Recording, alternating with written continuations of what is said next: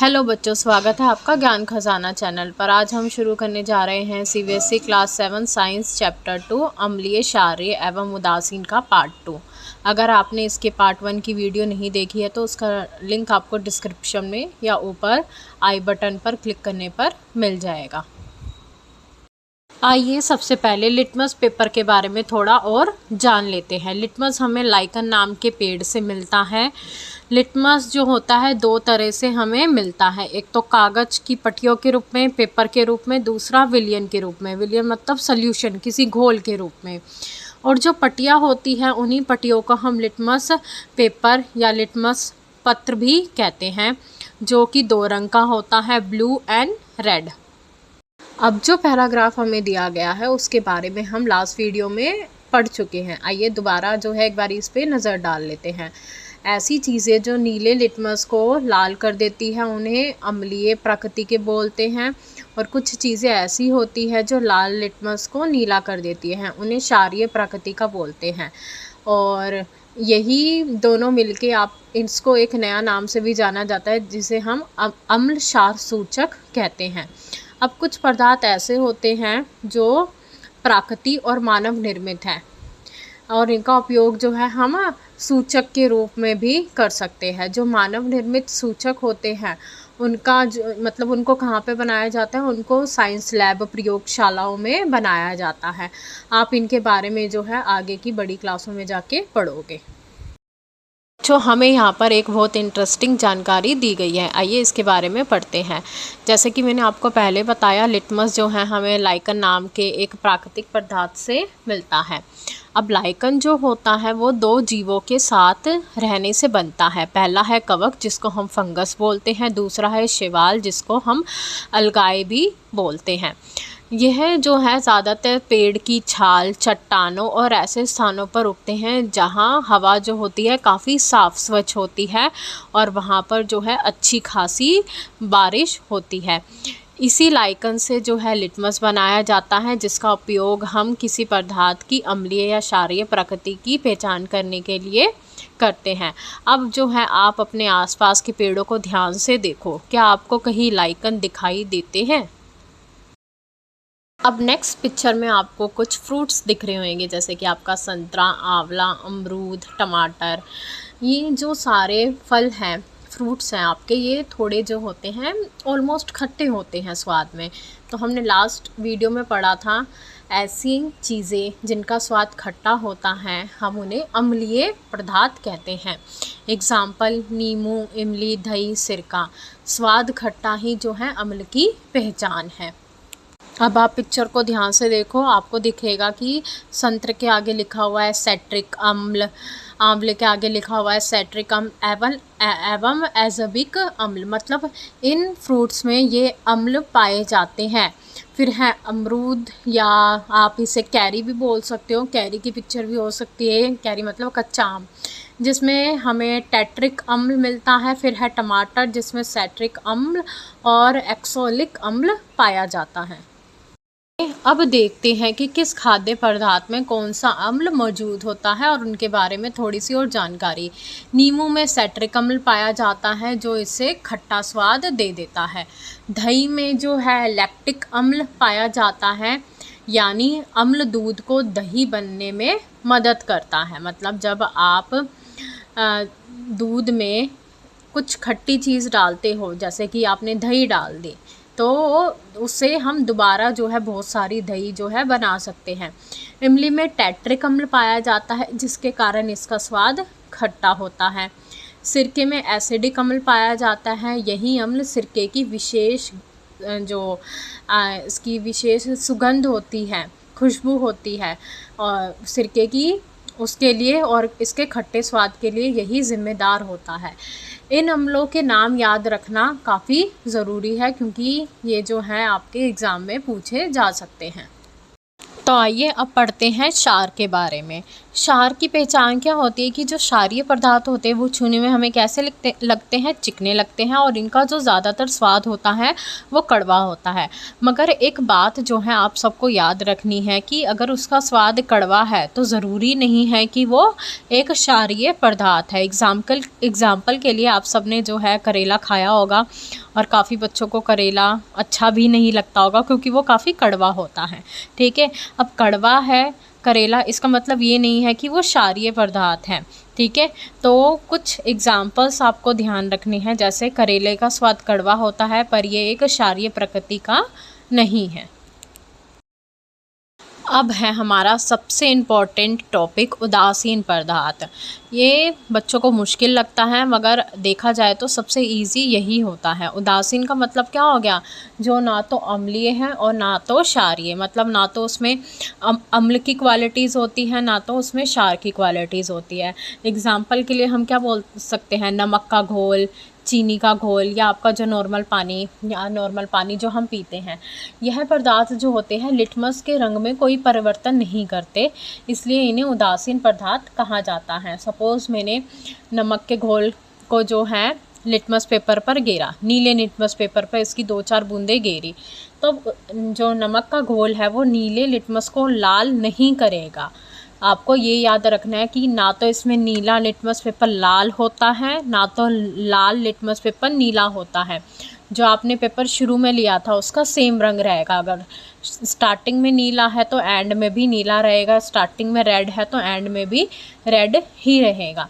अगर कोई चीज़ ऐसे आपको रिज़ल्ट देती है तो इसका मतलब क्या है, वो उदासीन पदार्थ है। अब हमें एक अभिक्रिया के बारे में बताया गया है, आइए इसके बारे में जान लेते हैं। उदासीकरण अभिक्रिया का मतलब क्या होता है, जब अम्ल और क्षार आपस में मिलकर एक दूसरे के जो भी इफ़ेक्ट होता है उसको जो है ख़त्म कर देते हैं। इस प्रक्रिया में लवण, जल और ऊष्मा बनती है। इसे हम एक आसान उदाहरण से भी समझ सकते हैं। पहला एग्ज़ाम्पल हमारा है चींटी का काटना। आपको कभी ना कभी किसी लाल चींटी ने तो काटा ही होगा। जब आप हमें चींटी काटती है तो क्या होता है कि हमारे जिस एरिया पर अगर हाथ पे काटा है तो हाथ पर क्या होने लग जाएगी, जलन होने लग जाएगी, बहुत आपको खुजली होने लग जाएगी और दर्द भी होने लग जाएगा। क्यों? क्योंकि जब चींटी हमें काटती है तो वो हमारी त्वचा में, हमारी स्किन में एक अम्लीय द्रव को छोड़ देती है। इस दर्द को कम करने के लिए हम क्या करते हैं, बेकिंग सोडा लगा सकते हैं, क्योंकि बेकिंग सोडा क्या है, एक क्षारीय पदार्थ है, तो वो क्या करेगा, अम्ल के प्रभाव को बिल्कुल ही मिटा देगा, जिससे हमारी जो है खुजली और जो दर्द है चींटी के काटने से वो कम हो जाएगा।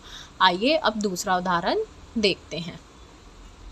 सेकंड एग्जाम्पल भी आपने अपने घर के आसपास या अपने घर में ही देखा होगा। जिन बच्चों के घर में पेड़ पौधे हैं उन्होंने देखा होगा कि कभी कभार उनकी मम्मी या पापा किसी पेड़ वाले को बुला के उन पौधों में चूना मिलाते हैं। ऐसा क्यों करा जाता है, आइए इसके बारे में पढ़ते हैं। जब हम किसी पेड़ पौधे में या हमारी खेती बाड़ी में रासायनिक चीज़ों का ज़्यादा यूज़ करने लग जाते हैं तो मिट्टी क्या हो जाती है, अम्लीय हो जाती है। जब मिट्टी अम्लीय हो जाएगी तो उसमें पेड़ पौधे जो हैं वो अच्छी तरह से विकसित नहीं हो पाएंगे, अच्छे तरीके से बड़े नहीं हो पाएंगे। इस समस्या को दूर करने के लिए मिट्टी में क्या मिलाया जाता है, चूने को मिलाया जाता है। क्यों? क्योंकि जो चूना होता है वो क्षारीय प्रकृति का होता है, जिससे मिट्टी की जो भी मिट्टी में अम्ल पैदा हो जाते हैं वो उनको कम कर देता है। इस प्रक्रिया से हम देखते हैं कि उदासीकरण प्रक्रिया का उपयोग जो है हम अपने डेली लाइफ में जगह जगह करते हैं। नेक्स्ट एग्ज़ाम्पल में हमें अश्विन नाम का एक लड़का दिखाया गया है जो कि औद्योगिक क्षेत्र में रहता है। औद्योगिक क्षेत्र मतलब जहाँ पे बहुत सारी फैक्ट्रियाँ हैं, वह ऐसे एरिया में रहता है। उसने एक दिन क्या नोटिस करा, जो उसके घर के पास की जो झील है वहाँ पर जो मछलियाँ हैं उनकी जो नंबर है, संख्या है, वो कम होती जा रही है। मतलब धीरे धीरे मछलियाँ जो हैं कम होती जा रही है। इसका कारण क्या हो सकता है कि उसके आसपास जो भी फैक्ट्रियाँ हैं उन फैक्ट्रियों से निकलने वाला गंदा पानी जो है झील में छोड़ा जा रहा है। यदि ये जो गंदा पानी है डेली जो है नदियों में छोड़ा जाएगा तो पानी में रहने वाले जीव क्या होंगे, मर जाएंगे, क्योंकि यह उनके लिए हानिकारक होता है।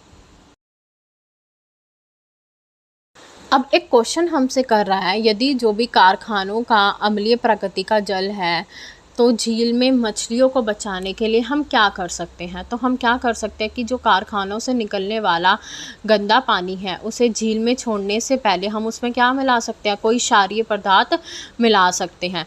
जब क्षारीय पदार्थ मिलाएंगे तो वो क्या करेगा, जो अम्लीय पानी है उसको कम कर देगा और क्या बन जाएगा, वो उदासीन में कन्वर्ट हो जाएगा। इससे जल का भी संतुलन बना रहेगा और मछलियों को भी नुकसान नहीं होगा। यहीं पर हमारा चैप्टर एंड होता है। अब हमें कुछ चीज़ें दी गई है संपेक्ष में, मतलब हमने जो भी चैप्टर में अभी तक पढ़ा है उसको इम्पोर्टेंट पॉइंट्स बना दिए गए हैं। सबसे पहला क्या है कि हमारे आसपास जितने भी पदार्थ, जितनी भी चीज़ें होती हैं उनको हम 3 भागों में बांट सकते हैं, अम्लीय, क्षारीय और उदासीन।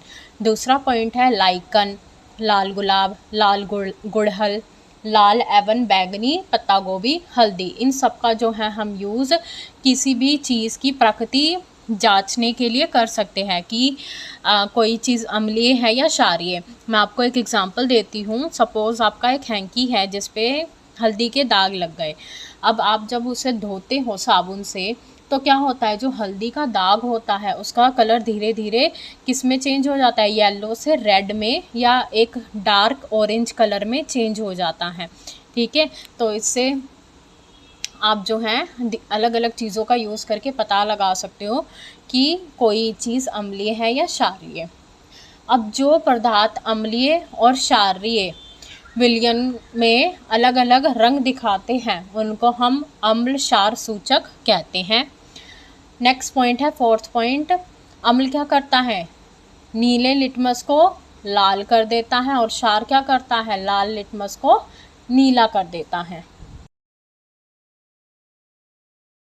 नेक्स्ट पॉइंट इज लाल गुलाब का अर्क अम्लीय घोल में लाल रंग का रहता है, लेकिन अगर हम उसे क्षारीय घोल में मिलाएं तो उसका रंग हरे रंग का हो जाता है। दूसरा पॉइंट, हल्दी जो है हमारा एक प्राकृतिक सूचक है। हल्दी का पीला रंग जो है क्षारीय घोल में लाल हो जाता है, जबकि अम्लीय और उदासीन घोल में इसका रंग बिल्कुल भी नहीं बदलता। नेक्स्ट पॉइंट, जब अम्ल और क्षार आपस में मिलते हैं तो वह एक दूसरे के जो भी इफ़ेक्ट होता है, प्रभाव होता है, उसको ख़त्म कर देते हैं। इसी प्रक्रिया को उदासीन प्रक्रिया कहते हैं और इस प्रक्रिया में हमें क्या मिलता है, लवण, जल और ऊष्मा बनते हैं।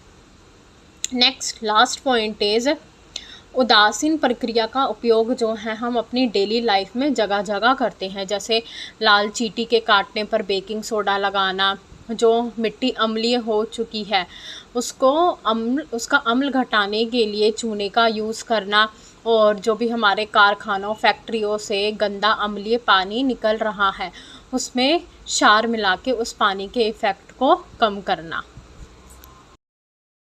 आई होप ये चैप्टर आपको अच्छे से समझ में आ गया होगा। प्लीज़ चैनल को लाइक एंड सब्सक्राइब करना ना भूलें और इस वीडियो को अपने फ्रेंड्स के साथ ज़रूर शेयर करें। थैंक यू, मिलते हैं नेक्स्ट वीडियो में।